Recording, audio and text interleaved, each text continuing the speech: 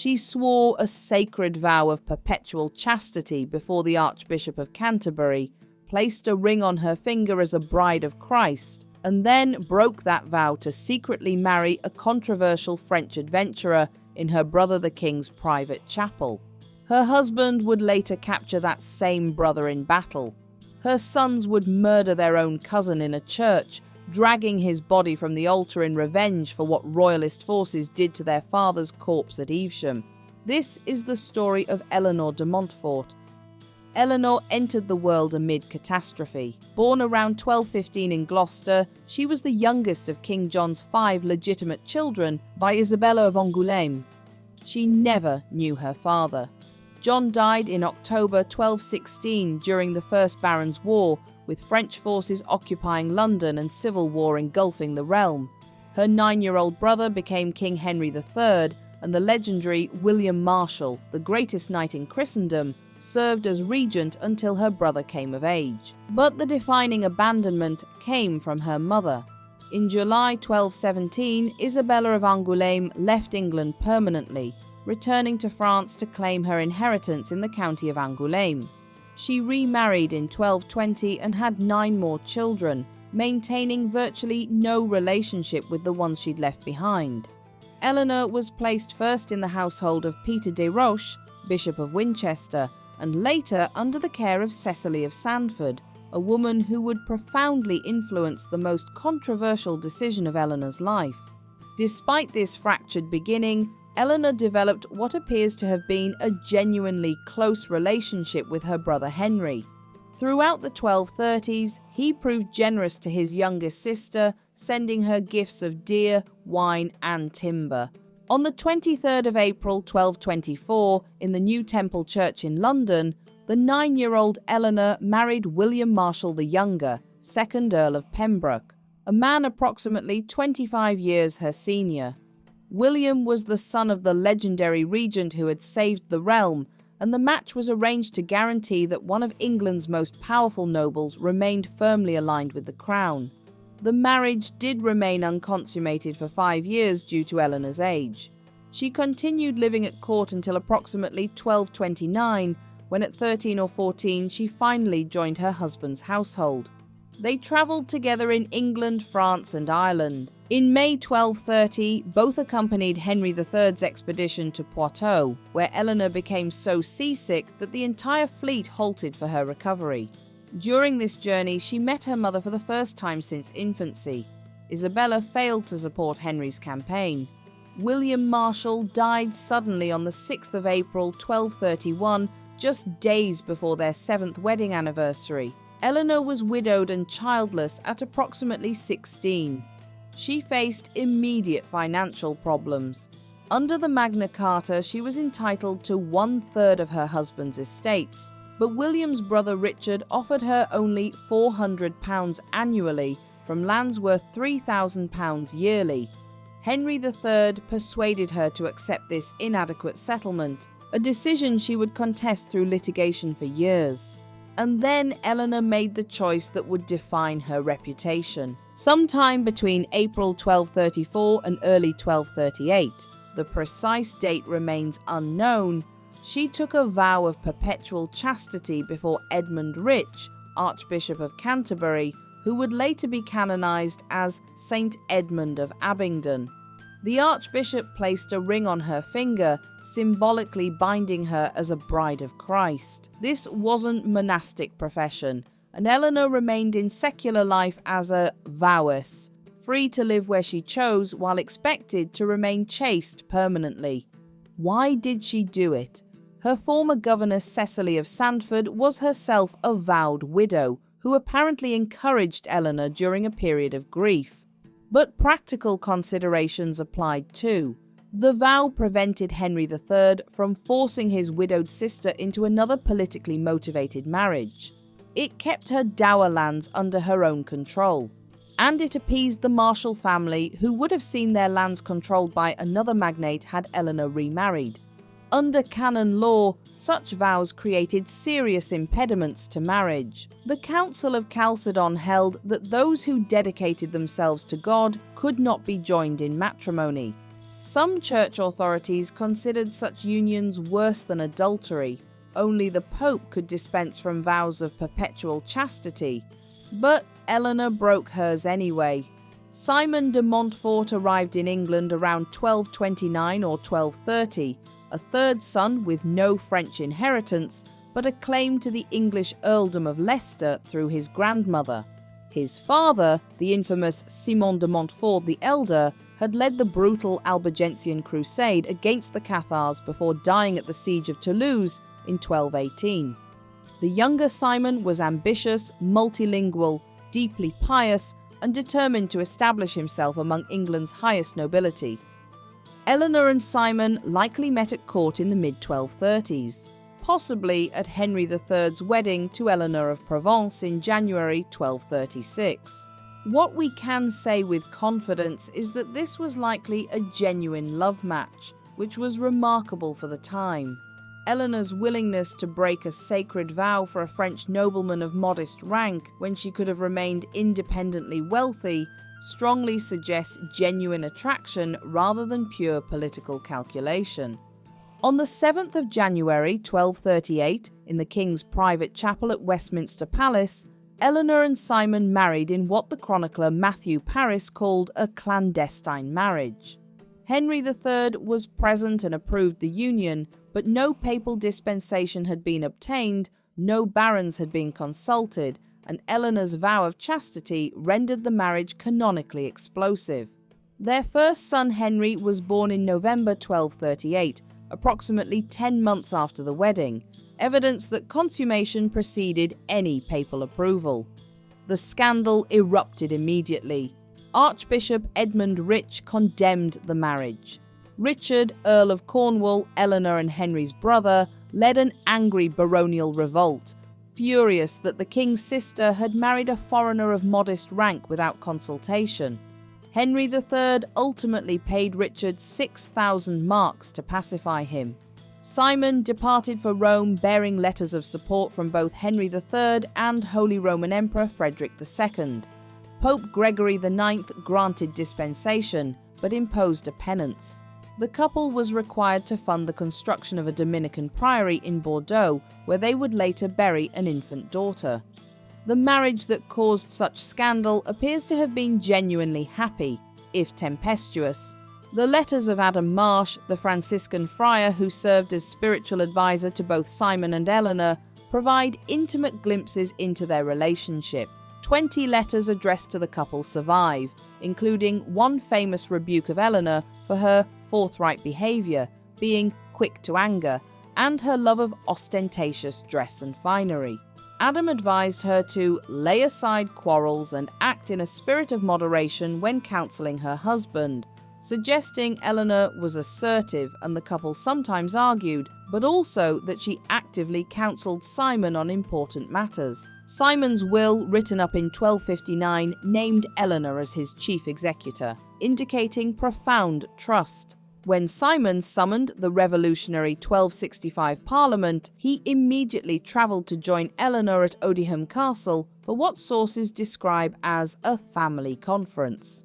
After Prince Edward's escape from custody in May 1265, Simon's first reaction was to dispatch messengers to his wife, worried about her security. However, the union was permanently shadowed by one accusation. In August 1239, furious that Simon had named him as surety for a debt without permission, the king exploded. "You seduced my sister before marriage, and when I found it out, I gave her to you against my will to avoid scandal." Most historians dismiss this as the outburst of an angry king. No contemporary gossip or chronicle supports any sexual scandal, but the accusation would hang over Simon and Eleanor forever after. They had 7 children together: Henry, Simon the Younger, Amaury, Guy, Richard, Joanna, who died in infancy in Bordeaux, and Eleanor. The marriage lasted 27 years, until the Battle of Evesham tore everything apart. Eleanor's political role during the baronial rebellion of 1258 to 1265 was far from passive. She deliberately obstructed Anglo-French peace negotiations in 1258 to 1259 by refusing to renounce her claims to Angevin lands in France, strategically pressuring Henry III for better financial settlements. From bases at Odiham Castle and later Wallingford and Dover, she coordinated communications between Simon and their sons while they led the opposition to the king. Her 1,265 household roll, preserved in the British Library, provides extraordinary documentation. This is the earliest surviving household record from outside the royal household in medieval England. The Wardrobe Journal details expenditure on the Montfortian war effort in the south and on messengers travelling to and from the Countess, Earl Simon, her sons and associates. Eleanor organised logistics, supplies, and messenger networks essential for coordinating the rebellion, while simultaneously playing a leading role as a political hostess, entertaining and sending food and wine to her husband's allies. After the Battle of Lewes on the 14th of May 1264, where Simon captured both Henry III and Prince Edward, Eleanor faced an extraordinary position. Her husband's regime now held her brother the king prisoner. She navigated this with characteristic pragmatism, regularly dispatching luxurious gifts to Henry and Edward while supporting the Montfortian government. Her household roll records her feeding 800 poor with bread and cider on the 14th of April 1265, combining piety with political strategy. The catastrophe came on the 4th of August 1265 at the Battle of Evesham. Prince Edward, having escaped custody on the 28th of May, trapped Simon's forces in a loop of the River Avon. Recent scholarship has established that Edward specifically charged 12 men, led by the Marcher Baron Roger Mortimer, with killing Simon, a deliberate assassination order. When Simon realised that approaching banners were captured Montfort standards masking Edward's forces, he allegedly declared, "May the Lord have mercy upon our souls, as our bodies are theirs." Simon and his eldest son Henry were killed alongside approximately 40 named noblemen. Contemporary Robert of Gloucester's chronicle is blunt: battle it was not. What followed shocked even contemporaries. Simon's body was dismembered. His head, testicles, hands and feet were cut off. 3 independent chroniclers confirm what happened to the head. According to one, the head of the Earl of Leicester was severed from his body and his testicles cut off and hung on either side of his nose. In this state, the head was sent to the wife of Roger de Mortimer at Wigmore Castle. This wasn't mere brutality. Recent research identifies it as a deliberate application of Marcher custom, a practice specific to the Welsh borders. Maud Mortimer had defended Wigmore and Radnor against attacks by Simon's sons. Sending her, the head acknowledged her role as equal partner in their struggle. One foot was sent to Llewellyn ap Griffith, Prince of Wales, in hateful contempt for Simon's attempt to cede Marcher lands to the Welsh prince. Another foot was retrieved by a surviving Montfortian and presented to Alnwick Abbey, where it became a venerated relic. Henry III later had the trunk exhumed and secretly reburied to prevent a cult developing around Simon's grave.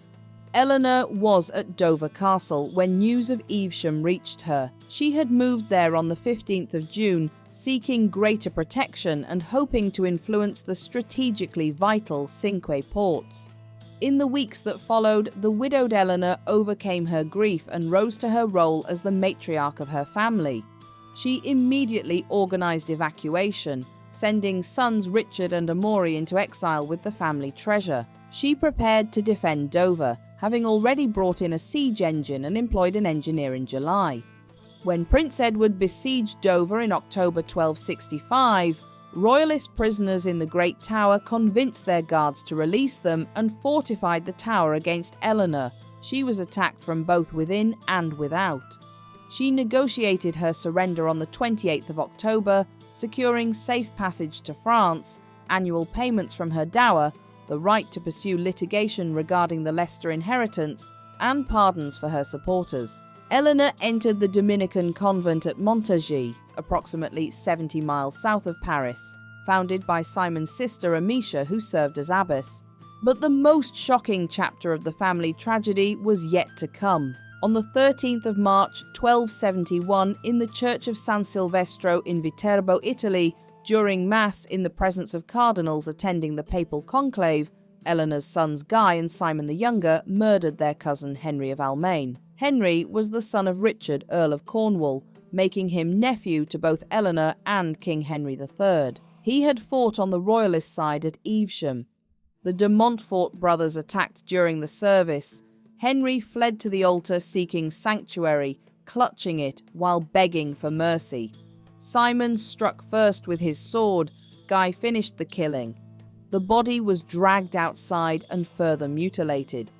Guy reportedly declared, "You had no mercy for my father and brothers." The murder was explicit revenge for Evesham, not just Simon's death, but the desecration of his corpse. Both brothers were immediately excommunicated. Simon the Younger died later that year from fever at Siena, cursed as a wanderer and a fugitive. Guy eventually died in a Sicilian prison around 1288. Dante placed Guy in the 7th circle of hell in the Inferno, standing apart in the river of boiling blood, because he had committed murder in a church. Once in France, Eleanor had taken religious vows as a nun, but continued fighting for her rights through English courts until at least 1273. She made contact with Prince Llewellyn of Wales and arranged her daughter's betrothal to him, a final act of defiance against the English crown, marrying her child to England's enemy. She died on the 13th of April 1275 and was buried at Montargis. Eleanor de Montfort's life illuminates both the possibilities and the brutal constraints facing medieval noblewomen of the highest rank. She navigated maternal abandonment, child marriage, early widowhood, religious vows, scandalous remarriage, civil war, exile, and family tragedy, throughout demonstrating agency that defied contemporary expectations. Her decision to break a sacred vow for a controversial French adventurer, her active coordination of rebellion against her own brother, her determination to continue fighting for her rights from a French convent, all reveal a woman of formidable will. She had a seal that bore two sides: Countess of Leicester on one, sister of the King of England on the other. That dual identity defined her political positioning throughout her extraordinary life. In the end, she was neither, not truly a countess anymore, certainly not acknowledged as a king's sister. She was a widow, a mother of murderers and martyrs, a nun in a foreign convent who had once stood at the centre of English politics. She died in exile, but she had lived as a woman who dared to marry for love, funded a rebellion against her own blood, and watched her sons take revenge that would echo through literary history for centuries. The rebel countess deserves to be remembered for what she actually was, not a footnote in her husband's story, but a politically astute, economically powerful, and personally assertive woman who made choices that shaped and ultimately destroyed her world. If you enjoyed this video, don't forget to like and subscribe so you don't miss any new documentaries.